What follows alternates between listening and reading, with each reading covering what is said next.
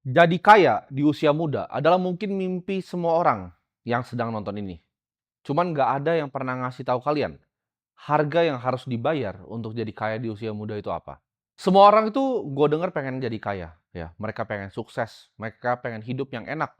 Mereka bermimpi akan barang-barang material, seperti mungkin rumah yang mewah, mobil, segala macam. Cuman nggak ada yang ngasih tahu kalian, kutukan yang akan datang di saat kalian tuh kaya di usia muda itu apa. Setelah nanti kalian udah nyampe ke puncak gunungnya, disitulah kalian akan paham, apa arti kekayaan sesungguhnya dan kutukannya itu apa aja.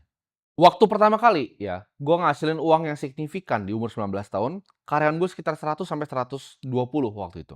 Di dunia pasar modal, mungkin yang udah kenal gue dari lama itu tahu bahwa gue dijuluki Golden Boy ya, atau orang bisa sebutnya juga naga muda.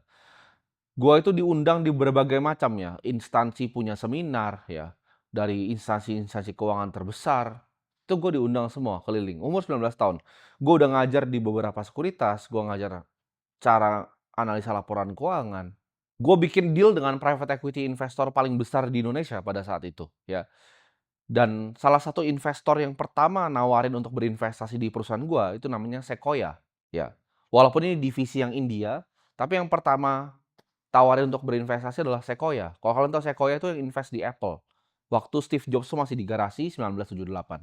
Itu adalah salah satu venture capital firm terbesar di dunia sekarang.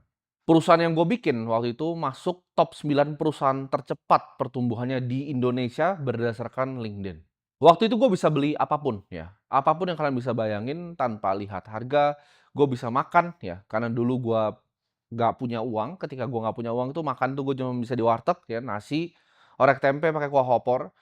Tapi setelah gue mendapatkan ibaratnya kesuksesan, yang pertama gue lakukan adalah gue mau makan untuk nggak pernah lihat harga lagi. Karena setiap kali gue datang ke restoran dari dulu sejak gue SMA, gue selalu cari menu yang paling murah. Gue selalu minum minuman yang paling murah.